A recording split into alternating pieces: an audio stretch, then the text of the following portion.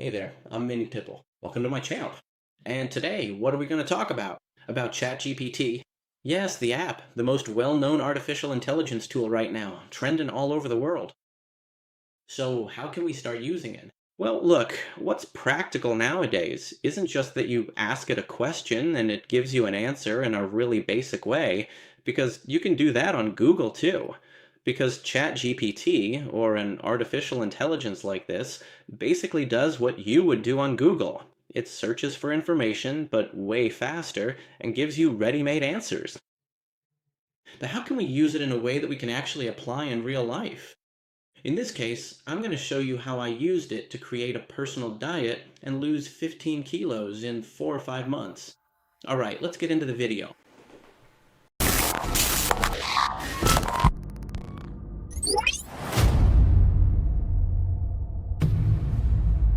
Okay, now I'm going to show you how I use ChatGPT more like an agenda, as a way to keep track of things, so I wouldn't have so much on my mind and could feel more clear-headed.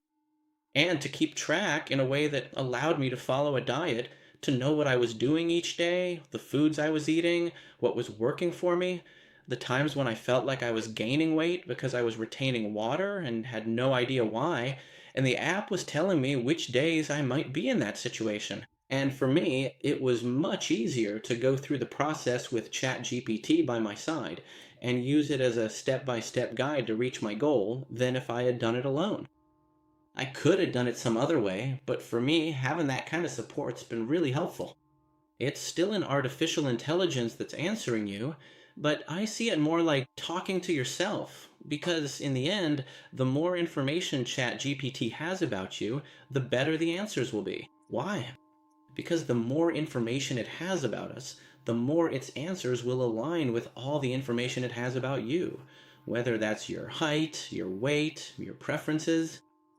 It's worked really well for me, and we'll see more or less how I've done it or in what ways it has helped me. Let's take a look. All right, we're here now. So over here on our left, we have different sections that we can use. In pinned messages, here we can create sections where we already know what topic we're discussing with ChatGPT, and all the information stays safe there. There I have information that I've been discussing every day after day with ChatGPT, so it could retain my information and keep track, in this case, of my diet. Then you can make one for writing, for example. You can even create projects for yourself that you have in the long term or something you want to work on. From that section, for example, I have an esoteric topic, which I like, something I've put on hold, but I'll get to it too. But anyway, I'll leave that for later. But before getting into this, which is already my personal area and all that, I'm going to explain how I managed, for example, to lose 15 kilos in 4 months. Obviously, it all started with a very aggressive diet for my body, and then it was accompanied by 8 to 10 hours of sleep. Well, not 10 hours, I never managed that, especially not in the summer with this heat. Between 6 and 8 hours of rest each day, intense training, and the diet, like I mentioned. So by sticking to these three things, I honestly think there's no one in the world who couldn't achieve it. Of course, I'm not talking about people with illnesses or conditions that should be checked by a doctor or therapists and, other things. Because in the end, personal change is really, really individual. I mean, there isn't a tool or something that works for everyone. A lot of people ask me, hey, what'd you do to make that change and all that? I can tell you what I've done, but not everything works the same for everyone, whether it's emotional, aesthetic, or anything like that. But you can definitely use it with the help of ChatGPT. What I mean is that every day as a user, you can be aware and set your goal, if you really want to do it, of saying what you're doing. Even if you don't feel like it, you have to be hitting 10,000, 15,000 steps every day. You have to keep saying it. What you had for breakfast or lunch, if you do a 16-hour fast like I do, or what you ate that day, your snack and your dinner. And you keep following those steps every day, every single day, even if you don't feel like it. You go into ChatGPT and little more or less keep repeating the same things and all that, but you're seeing the process you're going through, and you're being guided and supported along the way. All right. Here, for example, we can talk about how I started back then. Because I started, guys, at 85 kilos, and now I'm under 70. I mean, the change has been incredible. It's changed my life. So, just for a quick example to illustrate this, I would put something like the following.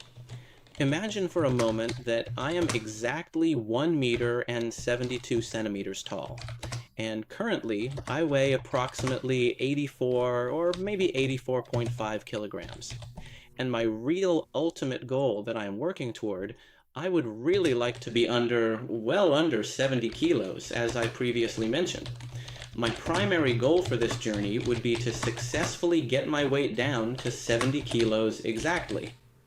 And we ask, how can I do it?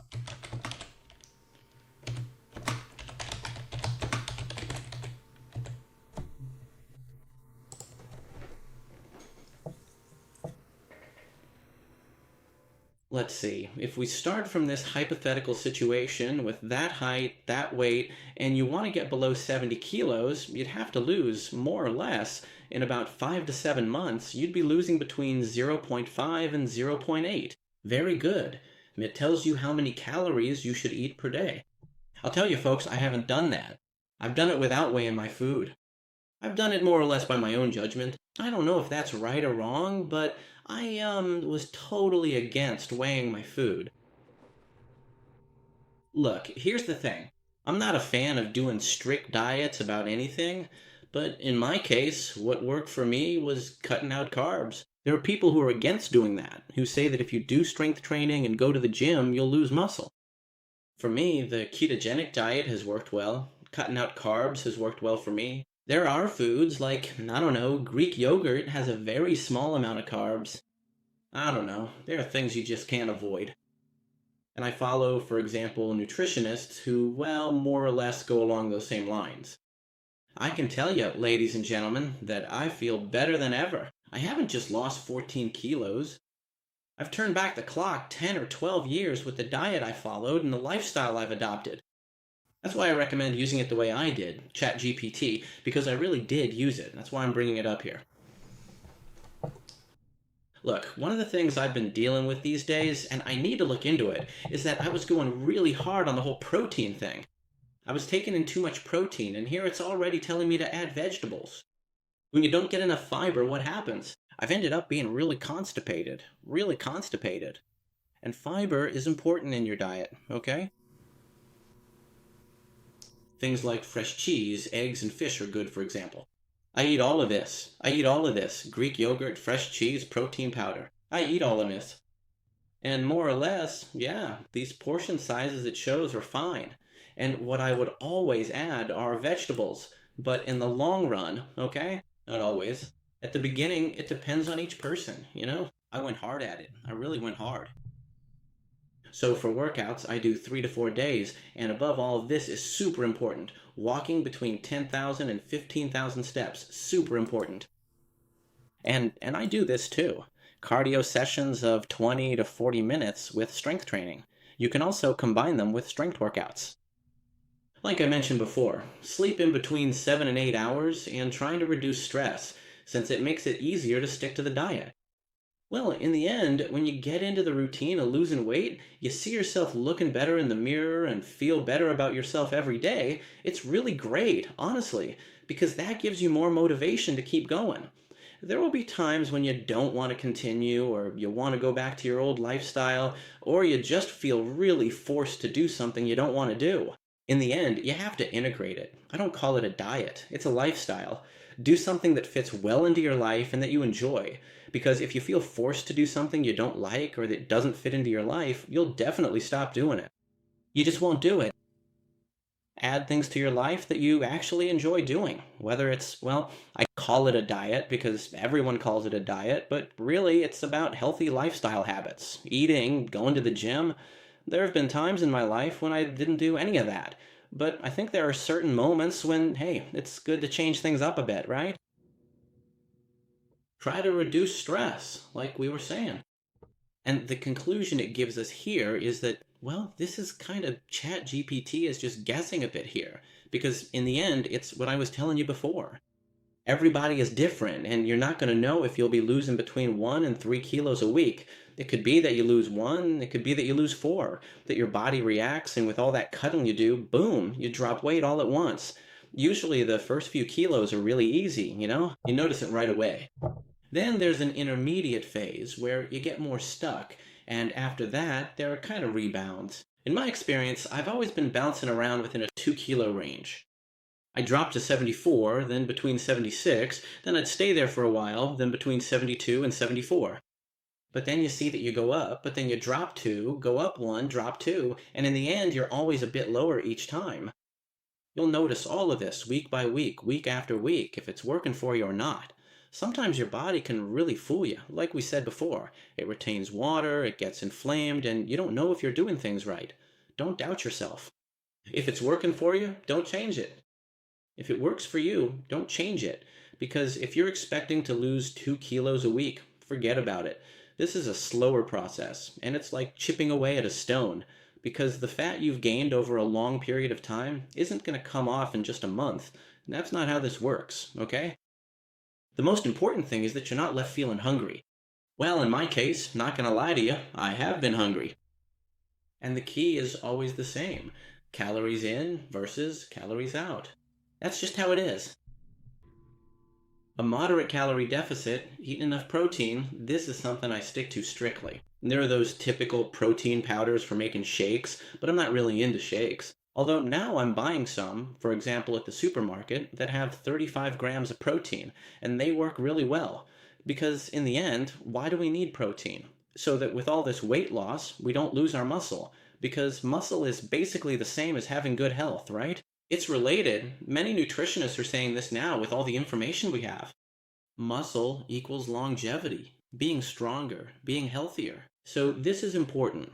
Protein maintains muscle, and if you really push yourself at the gym, you can even increase it.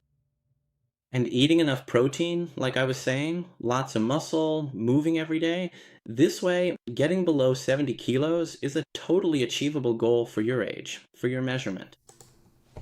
And at this point, you might naturally find yourself asking a very important question.